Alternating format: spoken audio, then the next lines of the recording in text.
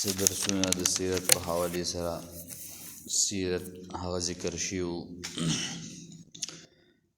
مخکې درسونو کې مونږ د سیرت هغه معنا او د سیرت مقصد هغه ذکر کړو.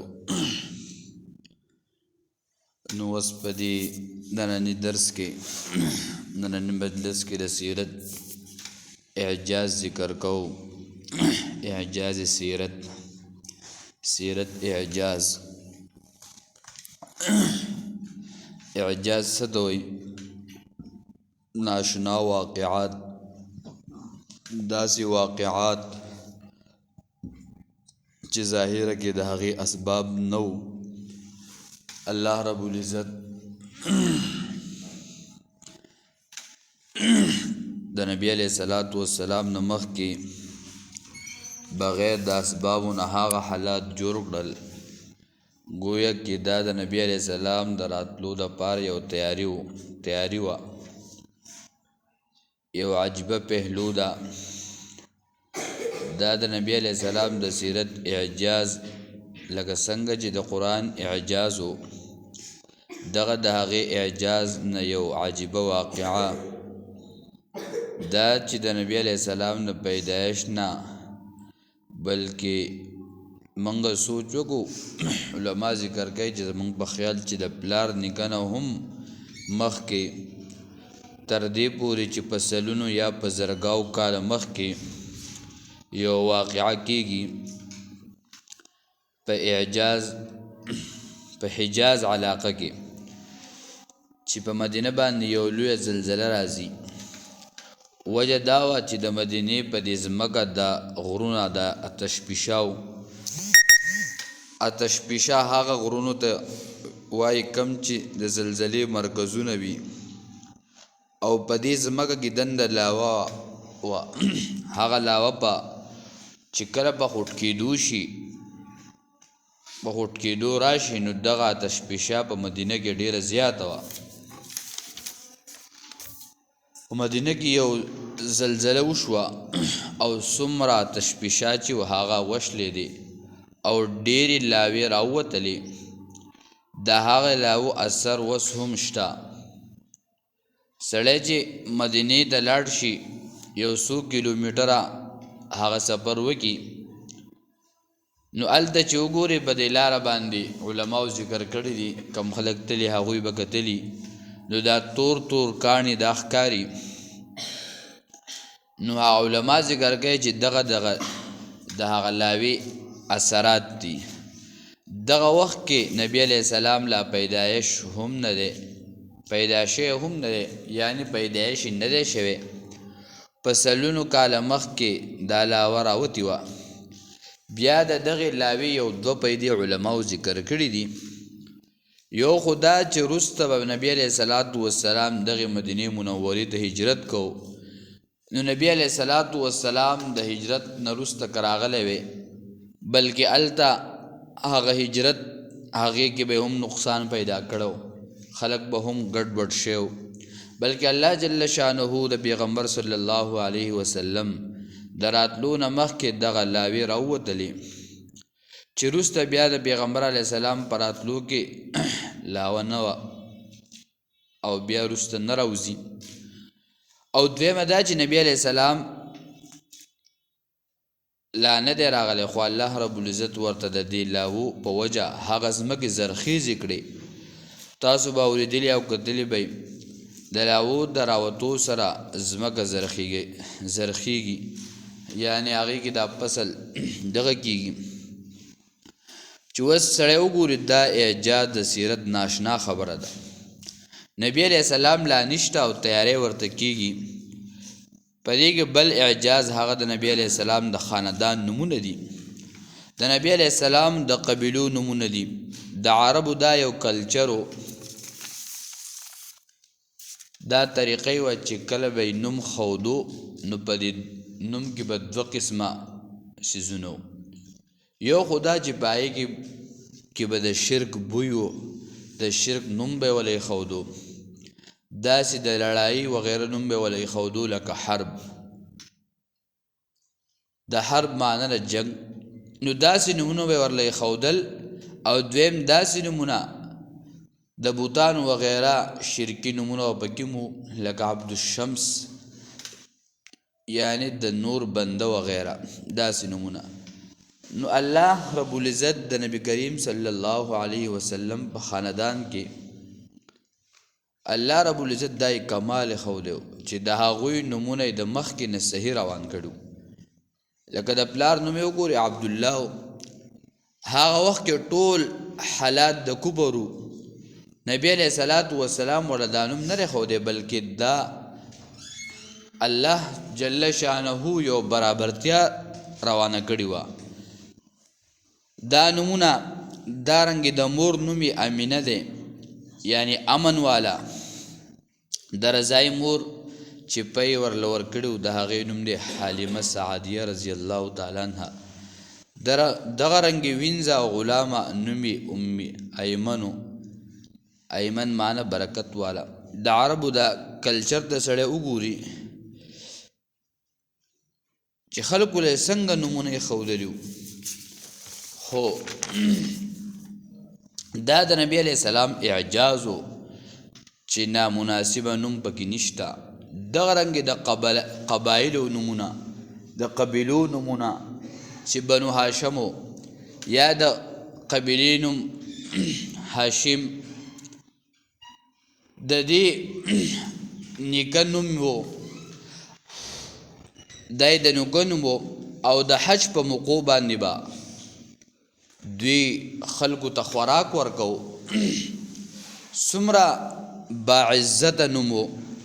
دغه رنګې د قریشو بل د نبی علیہ الصلوۃ والسلام رضای مور د طرف نه د خاندان نمونه بنو زهره یعنی د نبی علیہ الصلوۃ والسلام دا اعجازو او قدرتی طور باندې دا یو کار روانو. خو بیا راشه چې نبی علیہ السلام خپل نوم چې خپل د نیکه نوم عبدالمطلب ورلی ښودی محمد صلی الله علیه وسلم. دا په تاریخ کې داسې معروف نو یو څو کسان وو خو معروف نو. د نبی علیہ الصلوۃ والسلام د وجې نه دغه خلک معروف شول. د عبدالمطلب ته خو څه وحی نه وه شوې، خو الله جل شانه داسې کړي وه چې نبی علیہ الصلوۃ والسلام د محمد صلی الله علیه وسلم معنا یعنی ډیر تعریف کوونکې کیدونکې، او د نبی علیہ الصلوۃ والسلام ډیر تعریف کیږي کنه په دنیا کې د الله د ذات نه رستا چې سړی وګوري بس د نبی علیہ الصلوۃ والسلام د تعریف ذکر. چې کله سحر شروع شي بانګونه شروع شي نو د الله د تعریف سره د پیغمبر صلی الله علیه وسلم تعریف شروع شي. او دو سیزونه تعریف د هغې ډیر کیږي. یو قرآن، د قرآن معنی ده د ځمکې په سر بار بار ویونکی کتاب دی. او دویم د محمد رسول الله صلی الله علیه وسلم، نو دا هم د سیرت اعجاز دی. بل یو دا اعجاز چې د نبی علیہ الصلوۃ والسلام بعثت په مکه کې شو او نبوت ورته هم په مکه کې ملاو شو. د هغې یو څو وجې دي. یو خدا چې په هغه وخت کې په دنیا کې درې بر اعظم وو، یو بر اعظم یورپ، دویم افریقا او دریم ایشیا.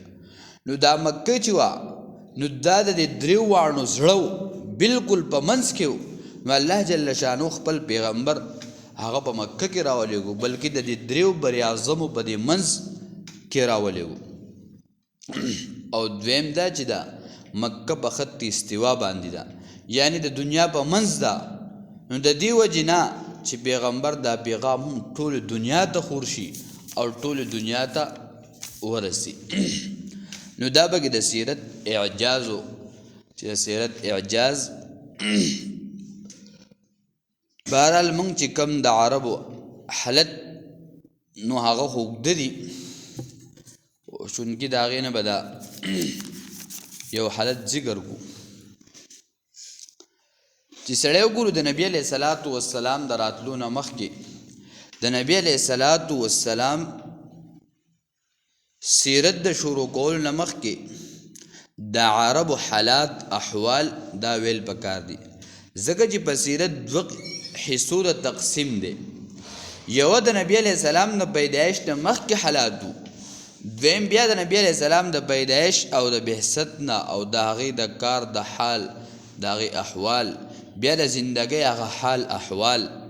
د نبی علیہ السلام د ولادت او د بعثت د مخکې د عربو حالات او واقعات دپاره دا ویل پکار دي چې د سړي په ذهن کې هغه ماحول د هغې زمانې د خلکو حالات مخې ته راشي، او بیا د نبی علیہ السلام د ولادت او د بعثت او د نبی علیہ السلام کار چې سړي ته پوره نقشه هم په ذهن کې راشي، او دا پته ولګي چې پیغمبر پاک صلی الله علیه وسلم څومره لوی انقلاب راوستی دی.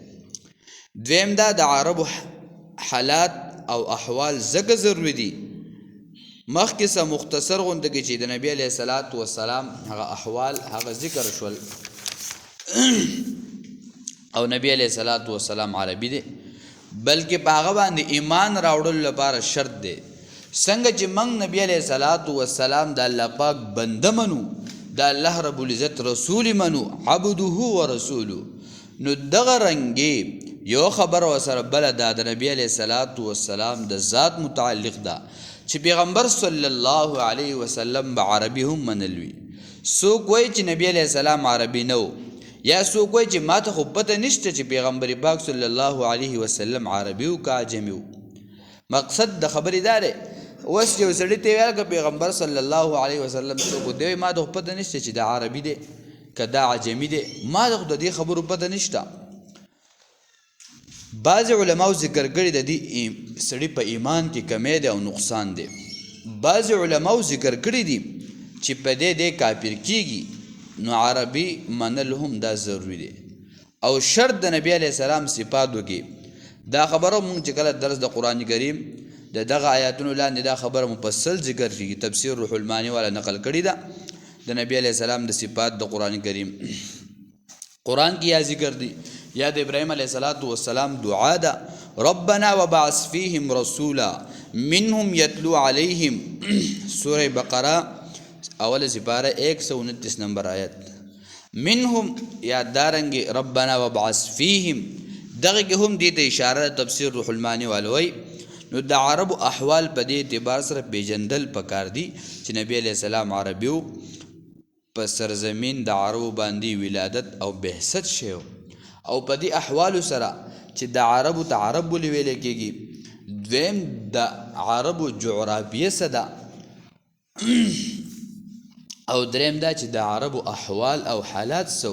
نو د دې عربو دا درې قسمه خبرې دا به ټولې خبرې په دریو خبرو کې راګي. یو عربو ته عرب ولې ویل کېږي، دویم چې د دوی احوال او حالات څه، او دریمه خبره دا چې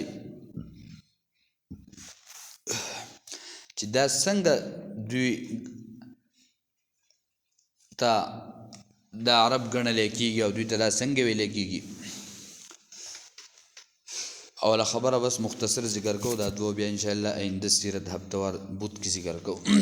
اوله دا خبره ده چې عربو ته عرب ویل کېږي، د ملک عربو کې دا خلق یا عربیان ول یا دې ته عرب ځکه ویل کېږي، موږ ورته وجه تسمیه وایو.